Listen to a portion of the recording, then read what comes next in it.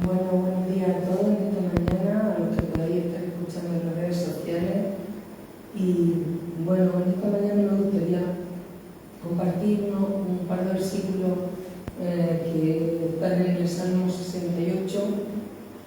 En el versículo 3 dice: mas los justos se alegrarán, se gozarán delante de Dios y saltarán de alegría. Luego en el 4, cantad a Dios, cantad salmos a su nombre, exaltad al que cabalga sobre los cielos, ya es su nombre, alegraos delante de él. Luego el versículo 24, que dice así: vieron tus caminos, oh Dios, y los caminos de mi Dios, de mi Rey en el santuario. El 26, bendecid a Dios en las congregaciones, al Señor vosotros de la estirpe de Israel. Y en el 32, reinos de la tierra, cantad a Dios, cantad al Señor. En esta mañana eso es lo que vamos a hacer. Vamos a cantarle al Señor, vamos a exaltar su nombre, vamos a gozarnos en Él en todo tiempo y en todo momento. Y bueno, quisiera deciros que hoy tengo la garganta mal y que me voy a esforzar por alabar a Dios, porque es para Dios, pero que no lo tengáis en cuenta esta mañana. Y bueno, si me está viendo nuestro hermano Silvestre, pues lo bendecimos desde aquí, y bendecimos su casa, su familia, y bendecimos su salud. Y en esta mañana, a los que podéis estar escuchando, pues que podéis uniros con nosotros y que podamos juntos alabar y adorar al Rey de Reyes. Como dice el Salmo, cantar alegre al Señor. Así que eso es lo que vamos a hacer.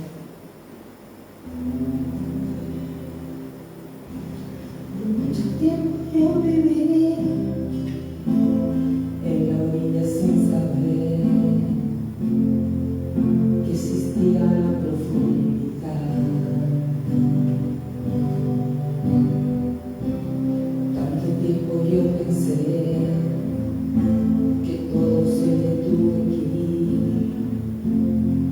y que no hay nada más allá.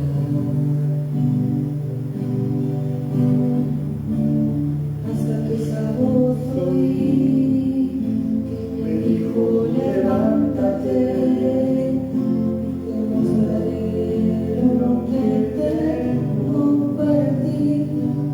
A tus ojos ves como puedes ver, está el poder, ver más allá para ver. A tus ojos mira a tu alrededor, la promesa está a tu lado, justo ahí. Levanta tus manos porque Dios confía en ti. Desde entonces no es igual, ahora sé lo que es real. No quiero volver atrás. Ahora soy un vencedor, su promesa me alcanzó. Ahora sé a dónde ir. Desde que esa voz oí que me dijo: levántate y te mostraré lo que tengo para ti. Alza tus ojos, lejos como puedes ver, Dios te ha dado el poder de ver más allá para vencer. Alza tus ojos, mira a tu alrededor, la promesa está a tu lado, justo ahí. Levanta tus manos porque Dios confía en ti. Desde que esa voz oí que me dijo: levántate y te mostraré lo que tengo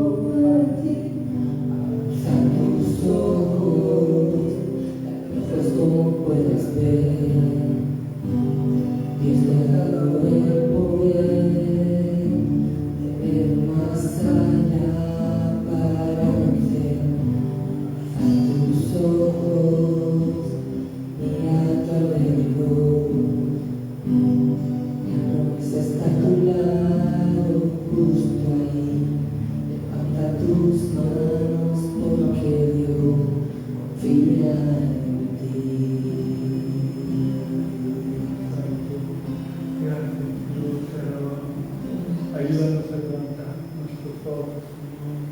Ayúdanos a mirar con tus ojos, Dios. Ayúdanos a confiar en ti. Aleluya, Señor, gracias. Que aunque nosotros fallemos, tú eres fiel, Señor. Glorifícanos, Señor. Es todo en mi vida. Bendito es la pasión que arde en mi corazón. Agradarte es mi gran deseo, es mi gran anhelo. Adorar es lo que mantiene el aliento en mi ser, poderte satisfacer. Es el motivo por el cual yo vivo, por el cual yo existo. Yo quiero ser un adorador que siempre busca lo tuyo, que se deleita en tu presencia y su deseo es amarte. Sí, Señor, quiero ser adorador, Señor. Yo quiero ser un adorador que ante tus pies te ha rendido, que se deleita en tu presencia y su deseo es amarte. Yo quiero ser un adorador que siempre busca lo tuyo, que se deleita en tu presencia y su deseo es amarte. Yo quiero ser un adorador que ante tus pies te ha rendido, que se deleita en tu presencia y su deseo es amarte. Su deseo es amarte. Queremos ser adoradores, Señor, en espíritu y en verdad. Que busquemos lo tuyo, no solo cuando estemos reunidos en tu nombre, Señor, cuando nos deleitamos en tu presencia, Señor, a solas contigo. Y que nuestro deseo sea amarte sobre todas las cosas, Señor. Sobre todo, queremos ser adoradores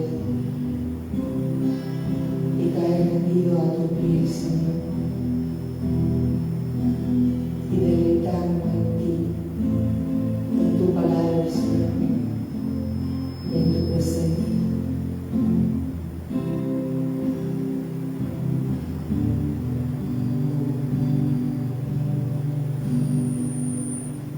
Te alabamos en esta mañana, Señor, te adoramos, te bendecimos, te damos gracias por tu presencia, Señor, que nos acompaña donde quiera que vayamos. Gracias por tu Espíritu Santo, que nos redarguye, que nos corrige, que nos enseña.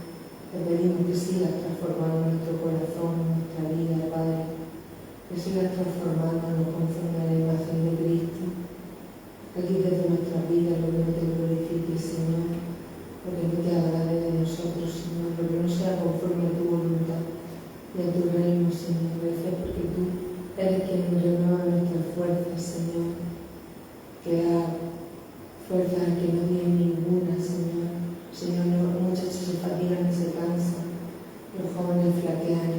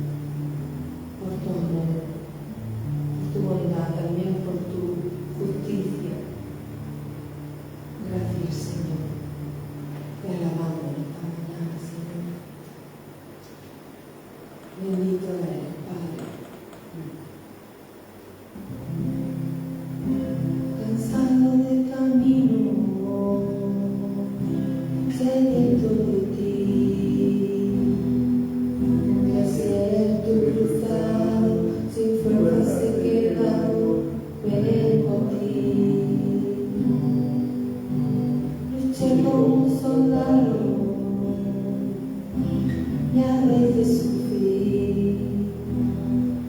Y aunque la lucha he ganado, la armadura desgastado, vengo a ti. Cansado del camino, sediento de ti. Un desierto he cruzado, sin fuerzas he quedado, vengo a ti. Luché como un soldado y a veces sufrí. Y aunque la lucha he ganado, la armadura he desgastado, vengo a ti. Sumérgeme en el río de tu espíritu. Necesito refrescar este seco corazón, sediento de ti. Sumérgeme en el río de tu espíritu. Necesito refrescar este seco corazón, sediento de ti. Cansado del camino, sediento de ti. Un desierto cruzado, sin fuerzas he quedado, vengo a ti. Luché como un soldado y a veces sufrí.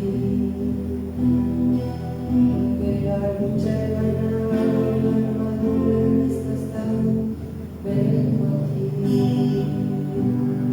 Sumérgeme en el río de tu espíritu. Necesito refrescar este seco corazón, sediento de ti. Sumérgeme en el río de tu espíritu. Necesito refrescar este seco corazón, sediento de ti. Gracias, Señor, queremos estar sumergido en el río de tu espíritu que fluye de tu trono, Señor, y que refresca nuestro corazón, Señor, que está sediento de ti.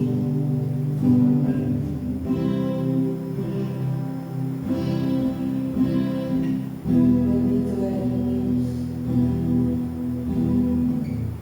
A veces, Señor, hemos luchado como un soldado, Señor. Gracias por tu pureza, por los sentidos. Gracias por los perdonamos, nuestras batallas. Gracias porque podemos estar en piedad de ti y gracias por tu bendita gracia. Sumérgeme en el río de tu espíritu. Necesito refrescar este seco corazón, sediento de ti.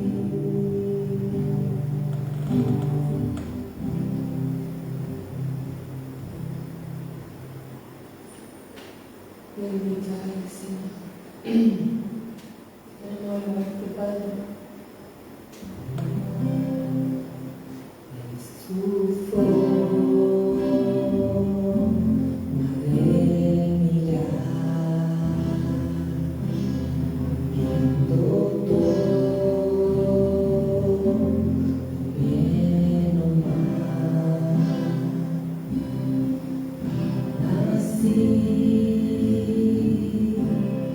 cubre mi pesar.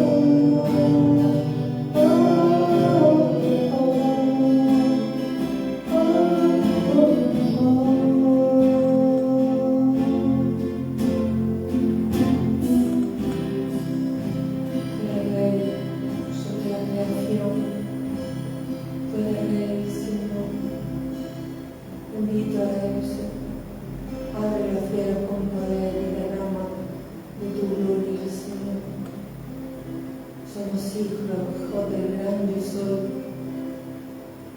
Sí, Señor, tuyos somos, Señor.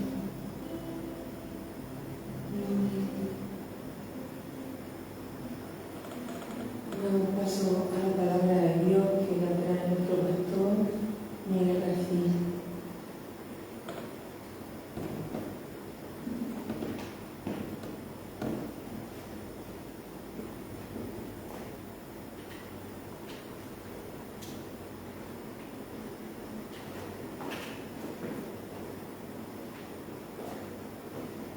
Gloria al Señor.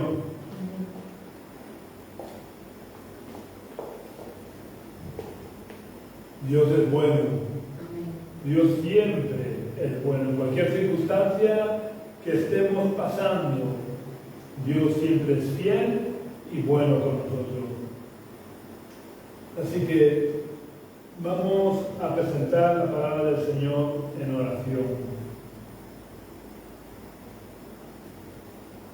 Señor y Padre Celestial, queremos darte muchas gracias por tu palabra, porque tu palabra es verdad, tu palabra es la roca firme sobre la que podemos edificar confiadamente nuestras vidas, nuestras familias, porque si nuestras vidas están edificadas sobre la roca, ya pueden venir vientos, tormentas, ríos, que nuestra vida, nuestras familias permanecerán, Señor. Gracias, oh Dios, porque tú nos sostienes. Padre, yo quiero pedirte que en esta mañana tú puedas hablar a través de mí. Tú puedas usarte de mí como un instrumento útil en tus manos para traer vida en abundancia, Señor, para que tus ríos de agua viva puedan correr por nuestro interior.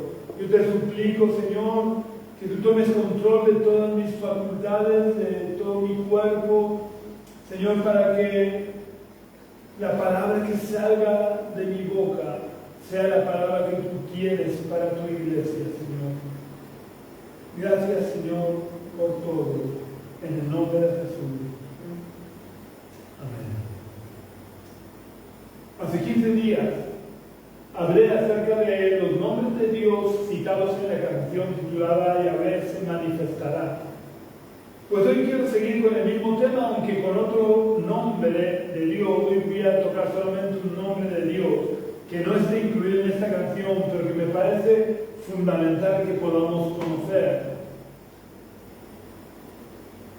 Este nombre está relacionado con el poderío de Dios y que Dios quiere que conozcamos porque es el que más, o uno de los que más tranquilidad debe de darnos, porque aunque algunos cristianos se niegan a aceptarlo, como cristianos estamos envueltos en una guerra espiritual. Hay cristianos que dicen que no quieren involucrarse en la guerra espiritual porque prefieren dejar al enemigo en paz, para que el enemigo los deje a ellos en paz. Pero este es un razonamiento erróneo, porque aunque no nos guste, Pablo le dice a Timoteo que somos soldados de Jesucristo. Esto podemos verlo en la segunda carta que el apóstol Pablo le escribe a Timoteo, en el capítulo 2, versículos 3 y 4, donde el apóstol Pablo le dice a Timoteo: tú, pues, sufre penalidades como buen soldado de Jesucristo. Ninguno que milita se enreda en los negocios de la vida a fin de agradar a aquel que lo tomó por soldado. Si Jesucristo nos tomó como soldados, no es para descansar tranquilos y tratar de evitar las confrontaciones con el enemigo.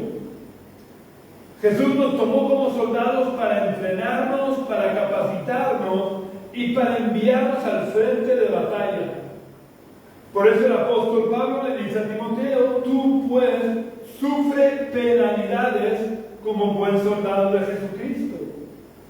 Si pudiéramos evitar la guerra espiritual, no sería necesario que sufriéramos penalidades como buenos soldados de Jesucristo. Porque donde de verdad un soldado sufre penalidades es en el frente de batalla. Mientras que no ha sido convocado para ir al frente, vive tranquilo, aunque tenga que hacer instrucción y la instrucción sea dura, realmente no sufre penalidades hasta que no entra en combate, hasta que no está en el frente de batalla. También hay cristianos que niegan la existencia de la guerra espiritual. Estos cristianos están obviando el hecho de que Dios es espíritu y Satanás y sus demonios también son seres espirituales.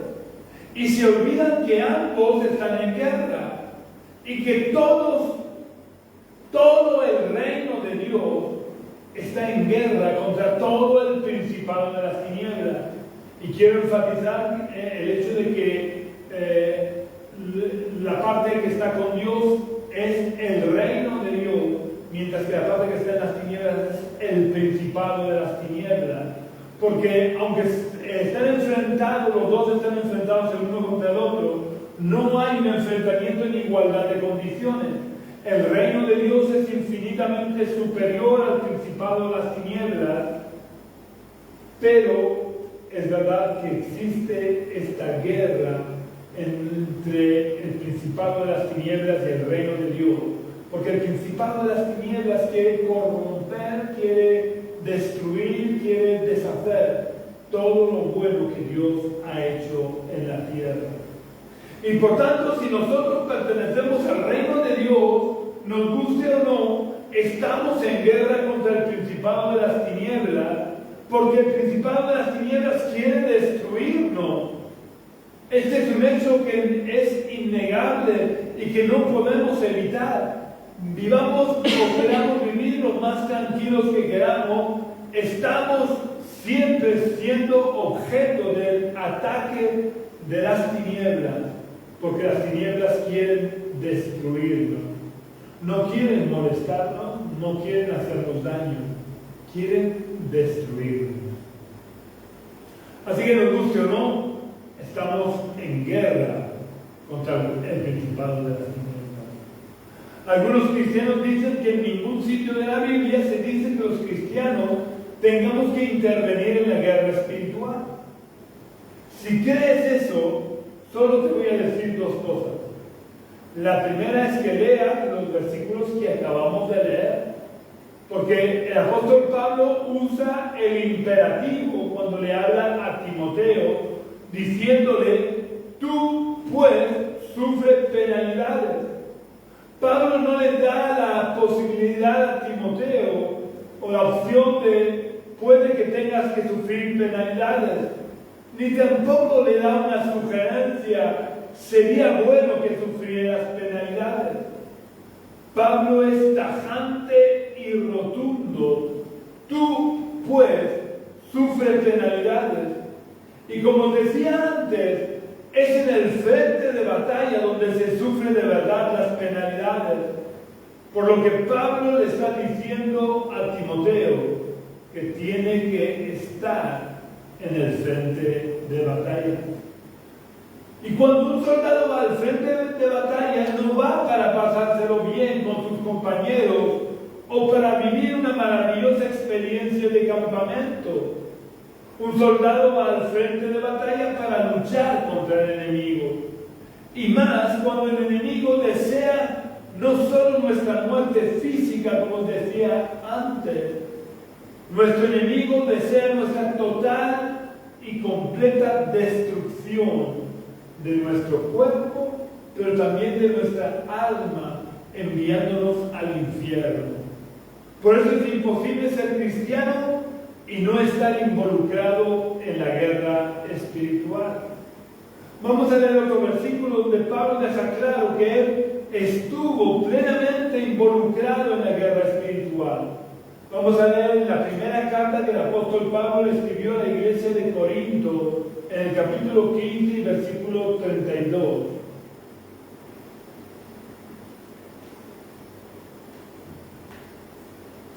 Primera de Corintios capítulo 15 y versículo 32, el apóstol Pablo dice: si como hombre batallé en Éfeso contra fieras, ¿de qué me sirve si los muertos no resucitan? Comamos y bebamos, porque mañana moriremos. No quiero explicar el contexto en el que Pablo está diciendo esto. Solo quiero que nos fijemos en sus primeras palabras en este versículo. En este versículo Pablo empieza diciendo que en Éfeso batalló contra fieras. En primer lugar emplea el verbo batallar, que tiene que ver con guerra.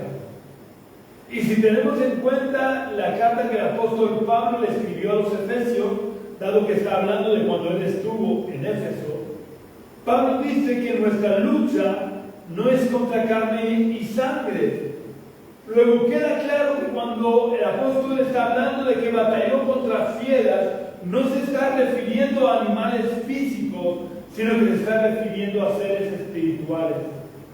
Además, si leemos en el libro de los Hechos su estancia en Éfeso, nos daremos cuenta de que Pablo mantuvo una verdadera guerra espiritual en la ciudad de Éfeso, liberando endemoniados y abriendo el camino para que muchos brujos y brujas se convirtieran a Cristo. Como última prueba que vamos a ver de que los cristianos sí estamos llamados a involucrarnos en la guerra espiritual, la tenemos en el Evangelio de Mateo, capítulo 10 y versículo 8.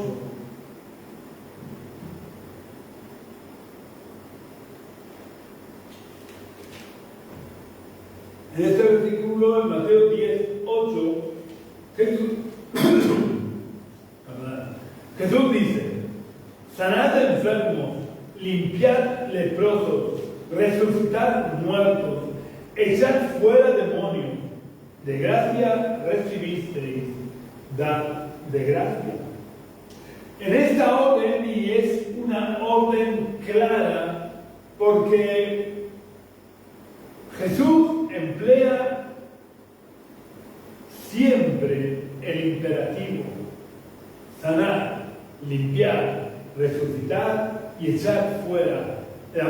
Jesús emplea el imperativo, por tanto está dando una orden, y nos está dando la orden a nosotros, y lo que Jesús nos está diciendo es que tenemos el mandato suyo de revertir las consecuencias que produce el avance del principado de las tinieblas, porque donde avanza el principado de las tinieblas hay más enfermedades, más corrupción, más perversión, más muertes y más endemoniados.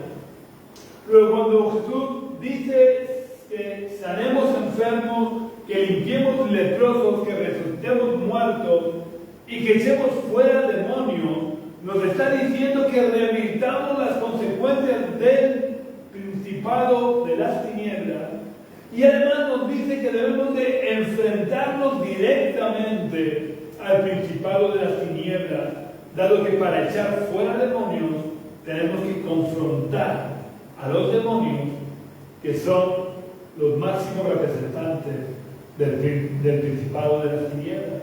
Y los demonios no se van a ir así porque sí, ni porque tú se lo digas. Se van cuando no tienen más remedio. Cuando tenemos el respaldo de Dios, y con el respaldo de Dios avanzamos o extendemos el reino de Dios. Pero para extender el reino de Dios tenemos que echar al principado de las tinieblas. Así que creo y espero que ha quedado claro que todo cristiano estamos envueltos en mayor o menor medida en la guerra espiritual. Pero quizás puedas estar pensando: ¿no habías dicho que ibas a hablar de uno de los nombres de Dios? ¿Qué tiene que ver esto con los nombres de Dios? Pues tiene que ver porque el nombre de Dios del que quiero hablar en esta mañana está muy relacionado con la guerra.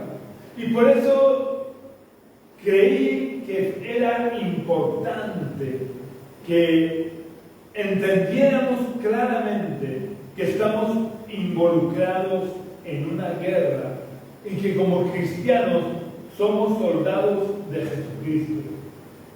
Y es importante porque el nombre en el que vamos a meditar hoy es Jehová o Yahvé Sabaoth, que quiere decir Dios de los ejércitos o el Señor de los ejércitos. ¿Sabéis qué es lo que le da bastante paz y bastante seguridad a un soldado que está luchando en el frente? Tener mandos competentes, mandos que saben, que conocen y dominan las estrategias militares.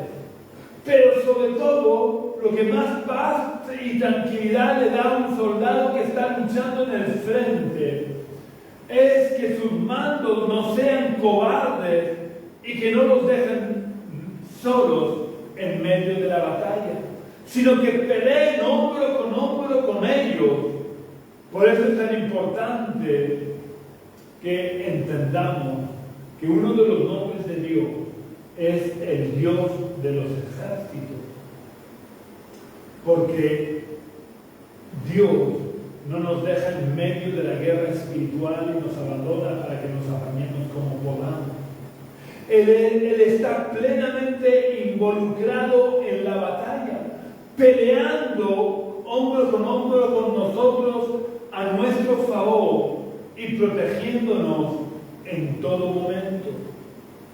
En el Antiguo Testamento la guerra espiritual con mucha frecuencia se traducía en una guerra física. Por eso los relatos del Antiguo Testamento en muchas ocasiones contienen tanta violencia, y para muchas personas es difícil de entender que el Dios del Antiguo Testamento es el mismo Dios de amor que el Nuevo Testamento.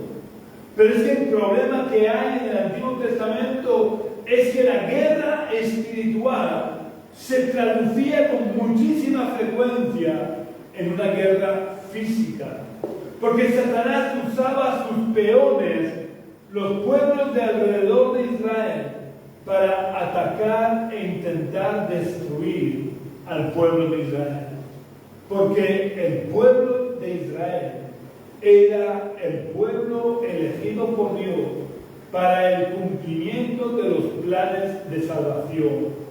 Por lo que un descendiente del pueblo de Israel sería ese Mesías profetizado por el mismo Dios en el jardín de Edén, que le pisaría la cabeza. Así que Satanás, que conocía esa profecía de la misma boca de Dios, estaba intentando, y estuvo todo el Antiguo Testamento intentando por todos los medios destruir al pueblo de Israel, para que Dios no pudiera llevar a cabo sus promesas de salvación y no pudiera nacer el Mesías.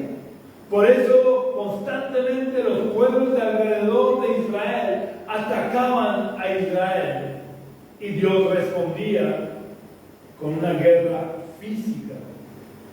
Ante la utilización satánica de estos pueblos de alrededor de Israel para tratar de destruir a Israel, Dios se manifestó de una forma clara, rotunda y contundente como el Señor de los ejércitos, que guiaba a su pueblo a la guerra y le daba la victoria. Incluso en algunas ocasiones el pueblo de Israel ni siquiera tuvo que pelear, porque Jehová de los ejércitos peleaba por ellos y les daba la victoria sin que ellos tuvieran que intervenir, como le pasó al rey Josafat de Judá.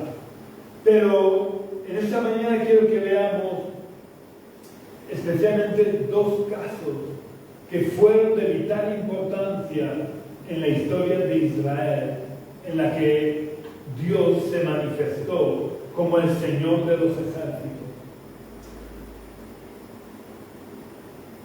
El primer caso en el que quiero que meditemos es la conquista de las dos primeras ciudades al oeste del río Jordán, que tuvo que conquistar el pueblo de Israel, para que hagamos una comparación entre lo que supone dejar que Dios pelee nuestras batallas y tratar de pelear por nosotros mismos con nuestras estrategias conforme a nuestra supuesta sabiduría humana. Me estoy refiriendo a la toma de la ciudad de Jericó y a la toma de la ciudad de Jai. En el primer caso, en la toma de la ciudad de Jericó, tenemos a Jehová de los ejércitos como buen general, dando la estrategia a seguir a sus tropas para poder conquistar la ciudad de Jericó. Y vemos al pueblo de Israel como buenos soldados que confían en su general, siguiendo al pie de la letra la estrategia dada por su general. A pesar de ser una estrategia un tanto absurda, un tanto incomprensible a ojos humanos. ¿Y cuál fue el resultado o la consecuencia de obedecer a Jehová de los ejércitos? Pues que el Señor de los ejércitos peleó con ellos y por ellos, derribando las murallas de Jericó y dándoles una gran victoria, una victoria aplastante. Sin embargo, la siguiente ciudad, la ciudad de Jai, era una ciudad mucho más pequeña y aparentemente mucho más débil que Jericó. Así que Josué se vino arriba y se olvidó de consultar la estrategia que debía de seguir para conquistar esa ciudad. Se olvidó de que la estrategia la tenía que poner o la tenía que establecer el Dios de los ejércitos de Israel. Y en vez de consultar con Jehová de los ejércitos, Josué hizo caso a sus tropas. Escuchó la estrategia establecida por los espías que él había enviado a espiar a Jai, en vez de escuchar la voz de su general, el Señor de los ejércitos.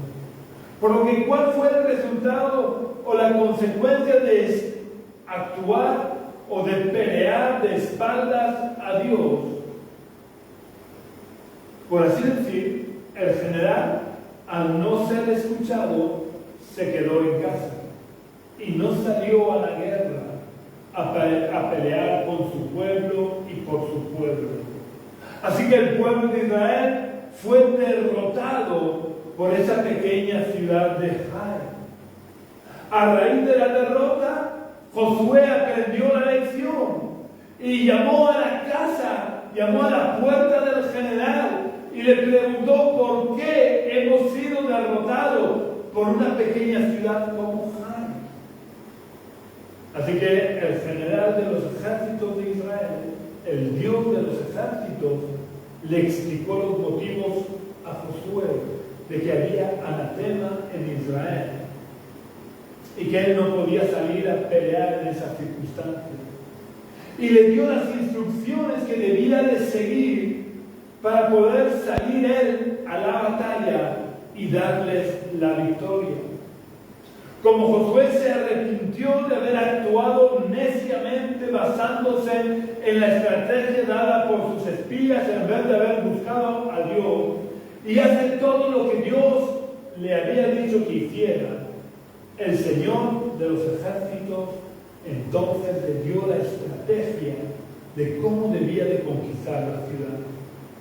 Y entonces el Dios de Israel, el Dios de los ejércitos de Israel, volvió a salir a la batalla, haciendo que Israel venciera de una manera rotunda y contundente a la ciudad de Jai.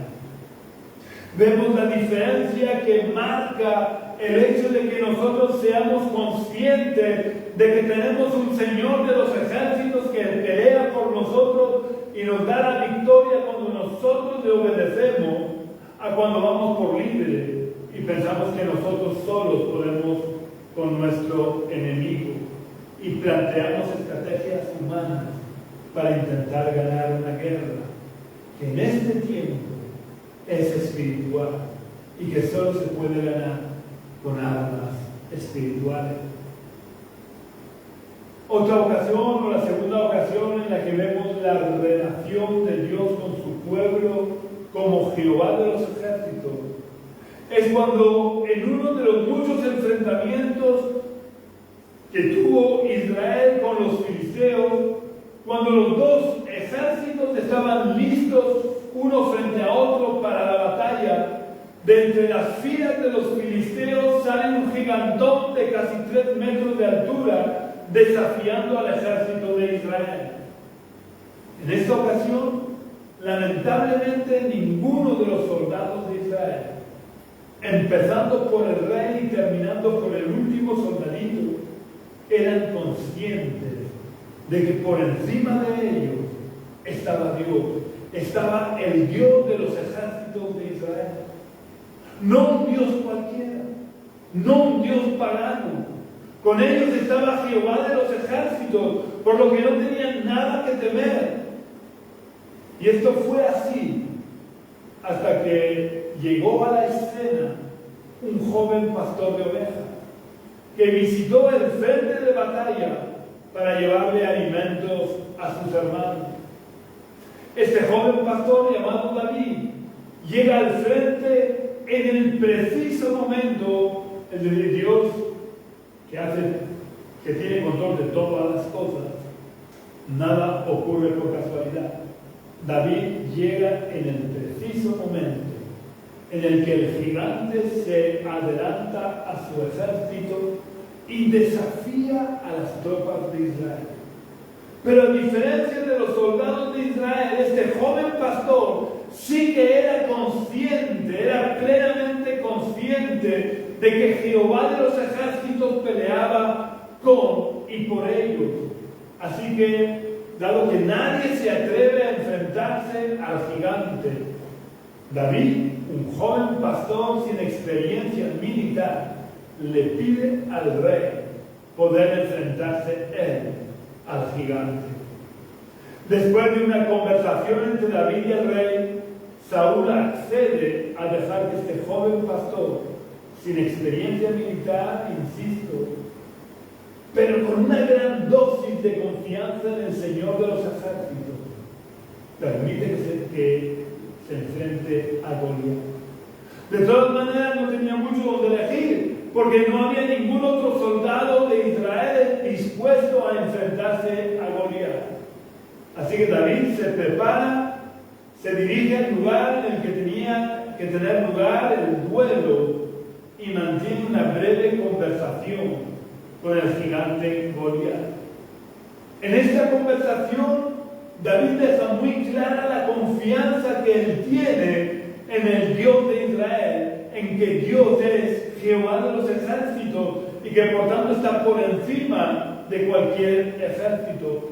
Dios nos salva por números, Dios nos salva por el poderío militar, Dios nos salva por la fuerza humana.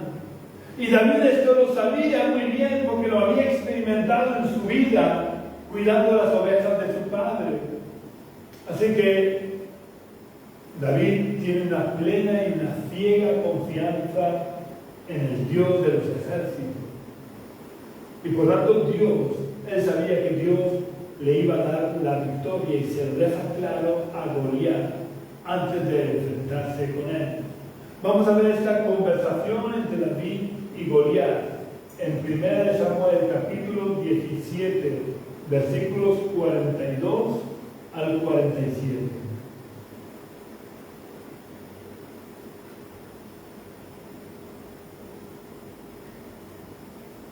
1 Samuel, capítulo 17, versículos 42 al 47, nos relata.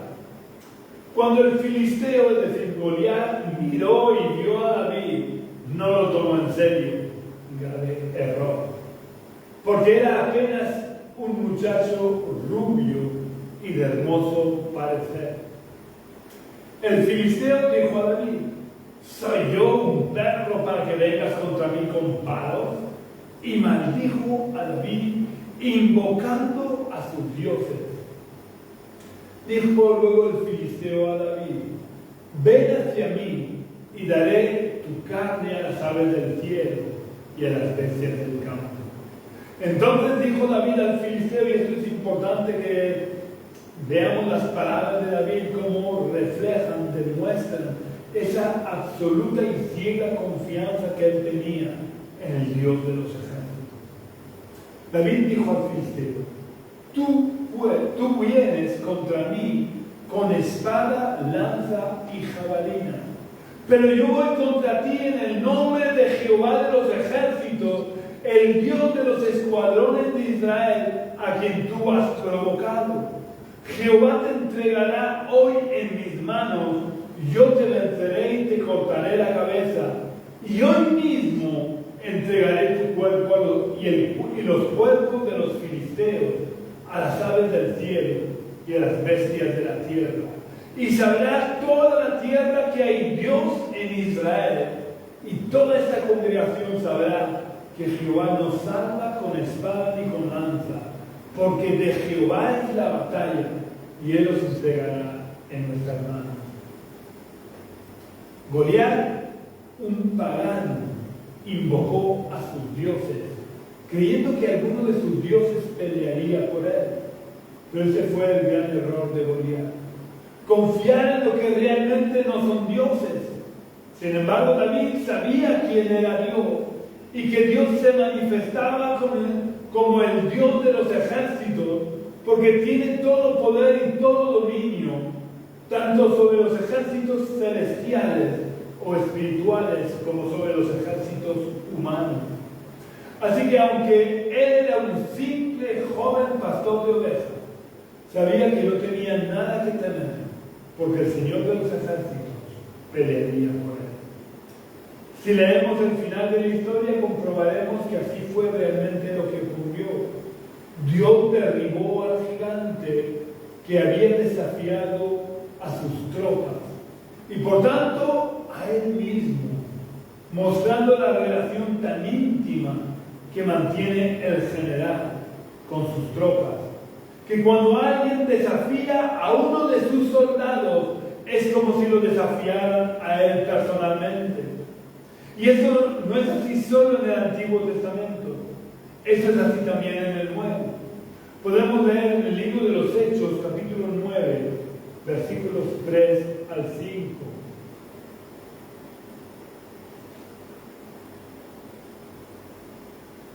En el libro de los Hechos, capítulo 9, versículos 3 al 5, Lucas nos relata: pero yendo por el camino aconteció que al llegar cerca de Damasco, repentinamente lo rodeó un resplandor de luz del cielo, y cayendo en tierra oyó una voz que le decía: Saulo, Saulo, ¿por qué me persigues? Él le dijo: ¿quién eres, Señor? Y le dijo: yo soy Jesús, a quien tú persigues. Dura cosa te es dar cosas contra el aguijón. Vemos como Jesús se identifica plenamente con su ejército. No olvidemos que vimos al principio que nosotros los cristianos somos soldados de Jesucristo. Y Jesús le dice a Pablo: Saulo, Saulo, ¿por qué me persigues? Jesús no le dice a Pablo: ¿por qué persigues a la iglesia? ¿O por qué persigues a los cristianos? Jesús le dice: Saulo, Saulo, ¿por qué me persigues? Y cuando Jesús responde a la pregunta de Pablo de quién era, ya la identificación de Jesús con su pueblo es total, ya que Jesús le dice: yo soy Jesús, a quien tú persigues. Yo pregunto, ¿acaso había Pablo perseguido a Jesús? No, eso era imposible. Jesús ya había ascendido a los cielos, pero hay una relación tan estrecha del general con sus soldados, que el general se identifica plenamente con sus soldados, y meterse o atacar a uno de sus soldados es meterse directamente con él, y él interviene para defender a sus soldados. De hecho, nuestro general, el Señor de los ejércitos, derrotó totalmente y para siempre a nuestro enemigo, como lo explica Pablo en su carta a los Colosenses, en el capítulo 2 y versículo 15. Vamos a leer lo que Pablo le escribió a los cristianos de la ciudad de Colosas, en Colosenses capítulo 2, versículo 15, donde el apóstol Pablo dice: y despojó a los principados y a las autoridades, y los exhibió públicamente triunfando sobre ellos en la cruz. Esta es nuestra confianza y nuestra seguridad. No estamos solos en la batalla, y quiero insistir en la batalla espiritual, no en ninguna guerra física. Nosotros no somos como los islámicos que promovemos la guerra santa. Nosotros promovemos la paz santa, la paz que Dios da, la paz que puede transformar nuestro corazón, que puede llenar nuestro corazón. Pero en la guerra espiritual en la que sí estamos involucrados, Dios no nos deja solos y se olvida de nosotros. Nosotros no necesitamos plantear nuestras estrategias. No tenemos que pelear solos ni con nuestras fuerzas. Nuestro general ya ganó la guerra y está a nuestro lado para pelear nuestras batallas y darnos la victoria. Y si algún día somos heridos en la batalla, Él derrama aceite y vino sobre nuestras heridas, las venda y nos saca del frente para llevarnos al mesón donde acaba de curar. El Dios de los ejércitos no ha cambiado, solo ha cambiado la naturaleza del frente de batalla. El frente de batalla ya no es físico y material, el frente de batalla es espiritual, pero nuestro Dios, el Dios de los ejércitos, es espiritual, por lo que sigue peleando nuestras batallas y sigue dándonos la victoria. Nosotros solo tenemos que confiar en Él y obedecerlo en todo, como hizo Josué en Jericó o como hizo David frente a Goliat. Aunque tenemos que tener siempre presente que somos soldados de Jesucristo, que estamos en el frente de batalla, por lo que vamos a tener que sufrir penalidades, como le dijo Pablo a Timoteo. Pero si nos mantenemos firmes en obediencia a Dios, Dios, como el Dios de los ejércitos que es, peleará nuestras batallas y nos dará la victoria. Por eso es tan importante que no olvidemos nunca que Dios es Jehová Sabaoth, o el Dios de los ejércitos. Jesús, en tanto que hombre, sabía que Dios era Jehová Sabaoth, y se lo deja muy claro a Pedro, cuando lo van a aprender. Vamos a ver en Mateo 26, 53.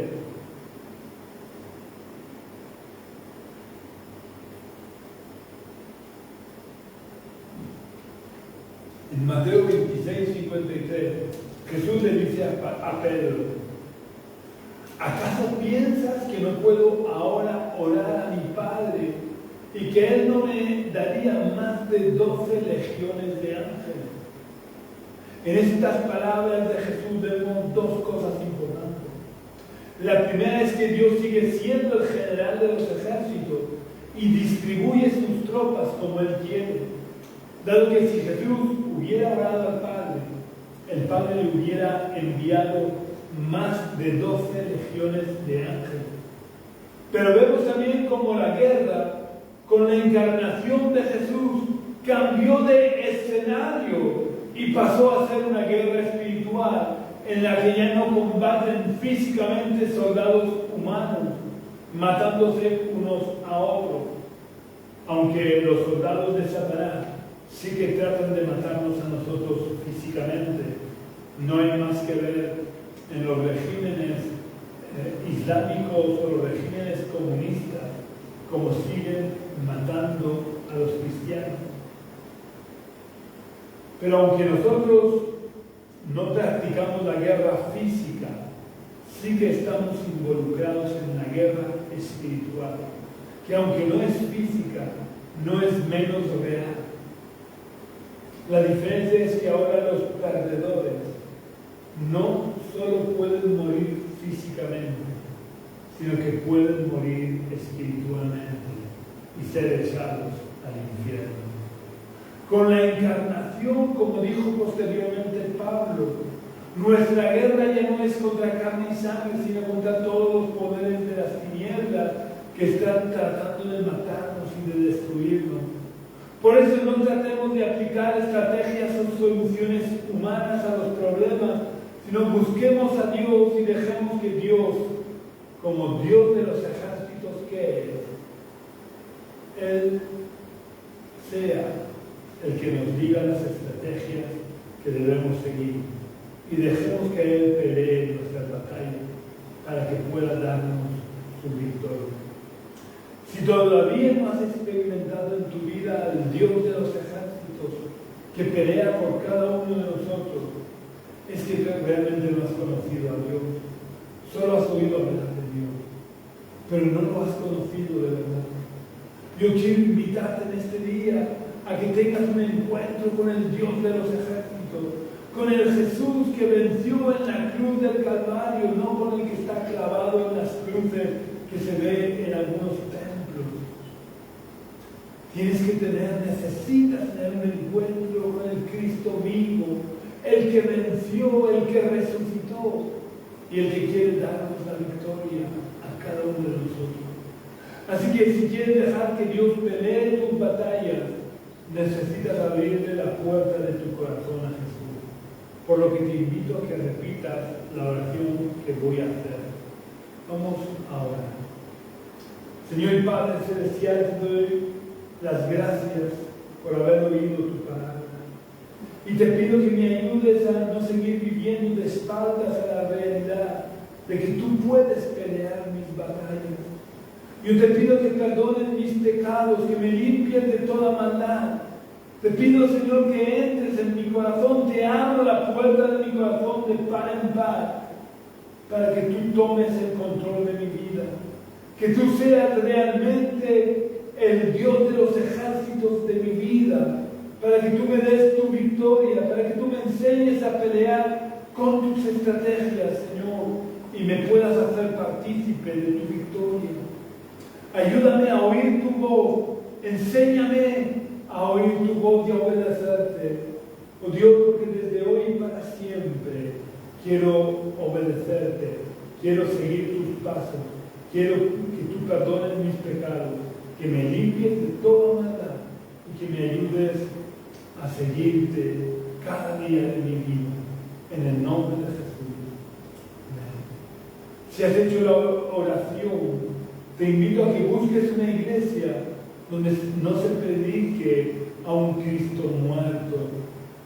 Te invito a que busques una iglesia donde de verdad se predique el Evangelio, se predique al Cristo vivo, al que venció en la cruz, al que resucitó al tercer día, y te unas a ellos. Porque todos tenemos que ser miembros del cuerpo, todos tenemos que ser soldados de Jesucristo. No podemos vivir aislados, tenemos que vivir bajo el mando del Señor de los ejércitos. Pero si no has hecho la oración hoy, no dejes de aceptar a Jesús en tu corazón, de arrepentirte de tus pecados y de dejar que Él reine en tu corazón. Porque quizás mañana sea demasiado tarde. Muy importante también es que compartas este culto en todas tus redes sociales para que el Evangelio pueda ir extendiéndose lo más posible. Un abrazo muy fuerte para todos vosotros los que nos habéis seguido en este día desde las redes sociales. Ya sabes que si quieres contactar con nosotros, puedes venir a la calle Río Júcar, número 19, bajo del barrio de los Dolores de Cartagena, los domingos a las 11 de la mañana, porque no hay nada como un culto presencial.